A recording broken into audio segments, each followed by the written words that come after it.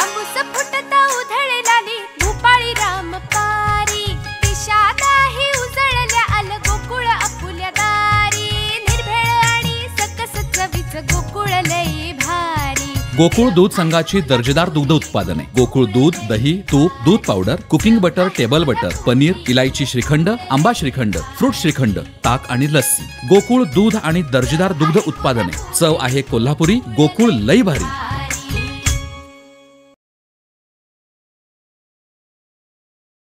हे बघा, राजन तेलींचं महाराष्ट्रामधलं अस्तित्व काय आहे याचा सर्वांनीच विचार केला पाहिजे। एखाद्या मतदारसंघाचा आमदार व्हायचा आहे म्हणून कोणावरही बोलायचं हे चुकीचं आहे। तुम्ही जर शिक्षकांना विचाराल किंवा विद्यार्थ्यांना विचाराल तर महाराष्ट्रामध्ये जे सगळ्यात चांगले शिक्षण मंत्री होऊन गेले त्याच्यामध्ये ते माझी गणना करतात। शिक्षकांचे सगळे प्रश्न सोडवले, मुलांसाठी अतिशय क्रांतिकारी निर्णय घेतले। उगाच काहीतरी बोलायचं आणि आपल्याला आमदार व्हायचं, आमदार झालं म्हणून कोण मंत्री करत नाही। मंत्री व्हायला तुमची तेवढी विद्वत्ता असायला लागते, तुम्हाला तेवढं काम करायला लागतं। मला राजन तेलींबद्दल काहीच बोलायचं नाही आहे, पण राजन तेलींचं अस्तित्व हे सिंधुदुर्ग जिल्ह्यापुरतं मर्यादित आहे। त्याच्या बाहेर जर तुम्ही महाराष्ट्रामध्ये कोणाला विचारलं तर त्यांना हार्डली कोणी ओळखू शकतं, कारण त्यांनी 2 वेळा ते MLC झाले पण ते काही कामगिरी करू शकले। मी 3 वेळा आमदार झालो पण त्यातले 2 टर्म मी मंत्री झालो। आधी राज्यमंत्री झालो, त्यानंतर कॅबिनेट मंत्री झालो आणि महाराष्ट्राच्या राजकारणामध्ये शैक्षणिक क्षेत्रामध्ये क्रांतिकारी निर्णय मी घेऊ शकलो। त्याच्यामध्ये अगोदर मुलांना ड्रेस सर्वांना मिळत नव्हते, फक्त शेड्यूल कास्ट आणि BPLच्या मुलांना मिळायचे। सगळ्या मुलांना ड्रेस मिळायला सुरुवात झाली, मुलांना शूज सॉक्स मिळायला सुरुवात झाली, मुलांच्या पुस्तकाचं ओझं 60% कमी झालं, मुलांच्या पुस्तकाच्या बरोबर वह्या द्यायला सुरुवात झाली। आम्ही आता वाचन संस्कृती शालेय शिक्षणामध्ये आणतोय, त्याच्यामध्ये 1 कोटीपेक्षा अधिक मुलांनी रजिस्ट्रेशन केलेलं आहे। स्वतः अमिताभ बच्चन त्याचे ब्रँड ॲम्बॅसेडर असणार आहेत। मुख्यमंत्री माझी शाळा सुंदर शाळा हे अभियान एवढं सक्सेसफुल झालं की त्याच्यामध्ये 3 वर्ल्ड रेकॉर्ड आम्ही केली। गिनीज बुक ऑफ वर्ल्ड रेकॉर्डचे 3 अवॉर्ड्स माझ्या डिपार्टमेंटकडे आहेत। म्हणजे तुम्ही काय करताय, तुम्ही काय बोलताय? एका वेळेला 60,000 शिक्षकांना मी टप्पा अनुदान वाढवून दिलं, एका वेळेला 14,000 शिक्षकांची भरती केली, केंद्रप्रमुखांच्या भरतीला सुरुवात केली, नवीन शैक्षणिक धोरण राबवायला महाराष्ट्रामध्ये सुरुवात केली। ज्युनियर KG, सिनियर KG असेल, व्होकेशनल ट्रेनिंग मुख्य प्रवाहामध्ये आणायचं आहे त्याला सुरुवात केली। 1 राज्य 1 गणवेशला सुरुवात केली। संपूर्ण शासकीय शाळांना स्काउट अँड गाईड कंपल्सरी केलं। 5 दिवसाचा आठवडा केला, 6वा दिवस हॅपी सॅटर्डे केला।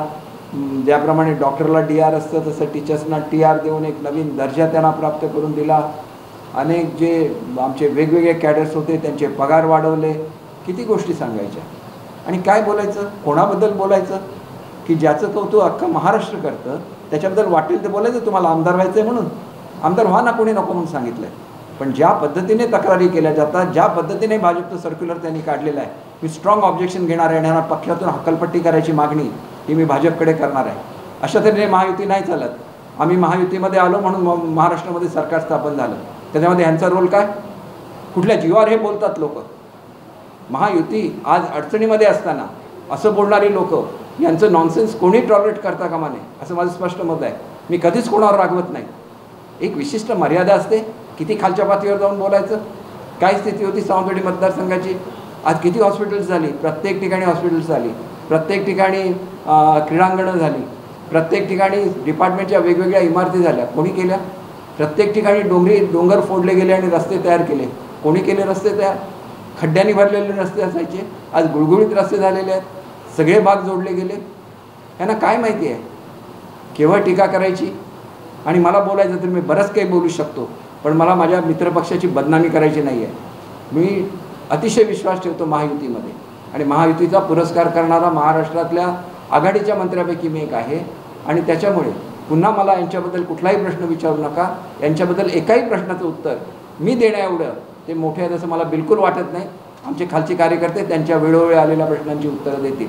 तुम्ही मला प्रश्न विचारला म्हणून मी तुम्हाला सांगतोय, याच्यापुढे मला या विषयामध्ये एकदाही विचारायचं नाही, नाहीतर मग माझ्या तोंडून अशा गोष्टी निघतील की त्यांना तोंड वर काढणं कठीण होईल आणि मला ते करायचं नाही आहे। कारण मी मैत्रीमध्ये विश्वास ठेवतो, मी महायुतीमध्ये विश्वास ठेवतो आणि भाजपच्या सर्व नेत्यांशी माझे अतिशय जवळचे घनिष्ठ संबंध आहेत आणि जेवढा मी आमच्या मुख्यमंत्री महोदयांना मान देतो तेवढाच भाजपच्या नेत्यांना सुद्धा मान देतो आणि आमच्या सगळ्यांची अजितदादांना तेवढाच मान देतो जेवढा मी मुख्यमंत्री महोदयांच्या जवळचा आहे तेवढाच फडणवीस साहेबांच्या जवळचा आहे तेवढाच अजितदादांच्या जवळचा आहे. बजेटसुद्धा मला वाचायला दिलं जातं आणि हे मला अज्ञानी म्हणणार.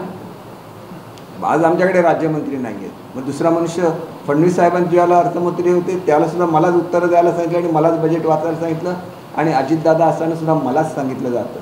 मला काही स्वतःचा मोठेपणा नाही सांगायचं, पण 7 अर्थसंकल्प महाराष्ट्राच्या विधिमंडळामध्ये मी मांडलेले आहे आणि त्याच्यामुळे मला कोणी वाईट म्हटलं म्हणून मी वाईट होत नाही, माझं ज्ञान कमी होत नाही, परंतु अशा माणसांबद्दल मला कृपया प्रश्न विचारू नये अशी माझी नम्र विनंती आहे. आणि ज्या प्रकारचं आज त्यांनी पत्र काढलेलं आहे मी माझं स्ट्रॉंग ऑब्जेक्शन भाजपच्या वरिष्ठांना देणार आहे. आज दुर्दैवाने भाजपच्या अध्यक्षांच्या आईंचं निधन झालं त्यामुळे ते नागपूरला आहेत. ते मुंबईमध्ये परतल्यानंतर त्यांना फडणवीस साहेबांना सगळ्यांनाच मी देणार आहे की ही अशा तऱ्हेचं एक दुही माजवणारे लोक ही महायुतीमध्ये असता कामा नये. त्यांनी अनेक वेळेला दुसऱ्या पक्षांबरोबर संपर्क साधलेला आहे. काल इथले पराभूत खासदार आणि ते दोघं एकत्र येऊन काहीतरी हे करत होते. मला एवढंच विचारायचं आहे की ते 1 नंबर शाळा ही दुरुस्तीच्या लिस्टमध्येच नव्हती. शनिवार रविवारी प्रचंड पाऊस पडला, त्याच्या वेळेला वरून खाली नारळ पडले आणि त्याच्यामुळे जे नळे फुटले ते नेमकं ह्याच्यावर गळलं ते असं ते डिपार्टमेंटचं म्हणणं आहे. ह्याच्यामध्ये त्याचं मेंटेनन्स ही जिल्हा परिषद बघत असते. परंतु जेवढ्या शाळा गळत होत्या त्यांना मी व्यक्तिशः पैसे पाठवलेले आहेत. सगळी मदत मी केली आहे की लहान 10,000 20,000साठी शाळा दुरुस्त करायची राहू नये म्हणून मी स्वतःच्या पदरचे पैसे पाठवले. कुठल्या माणसाबद्दल काय बोलताय? असं बोलण्यामध्ये काही अर्थ नसतो. मी स्पष्ट बोललो की अशा रीतीचं पत्रक कोणी काढू शकत नाही महाराष्ट्रामध्ये. आम्ही महायुतीमध्ये आहोत, महायुतीतून बाहेर पडावं आणि पत्रक काढावी. त्या प्रमाणाची मशाल होणार अशी चर्चा सध्या नाही, त्यांचं काही होऊन दे. त्याच्याशी तुमच्यावर टीका करतायत का? मला त्यांच्याशी काहीही देणं घेणं नाही. मी स्पष्ट शब्दात सांगितलंय याच्या पुढे राजन तेली हा विषय माझ्याशी बोलायचा नाही. ते माझ्या लेवलला नाहीत. मी शाळेचं म्हणजे मी मंत्री आहे, कॅबिनेट मंत्री आहे, एक जबाबदार प्रवक्ता आहे. त्यांना फक्त आमदार व्हायचं आहे, याच्यासाठी ते वाटेल ते बोलत राहणार. मग मी त्याची उत्तरं द्यावी अशी तुमची अपेक्षा आहे का? अशी मी उत्तरं देणार नाही. त्यांच्याबद्दल मी एकही शब्द कधी वाईट बोललेलो नाही आणि पुढेही कधी वाईट बोलणार नाही, कारण मी महायुतीचा धर्म जाणतो आणि तसा तो पाळतो. आमचे दिवसभरातले सर्व अपडेट्स, ताज्या घडामोडी आणि थेट लाईव्ह पाहण्यासाठी सबस्क्राईब करा, लाईक करा कोकणचं नंबर 1 महा चॅनल कोकण 7 लाईव्हचं YouTube चॅनल.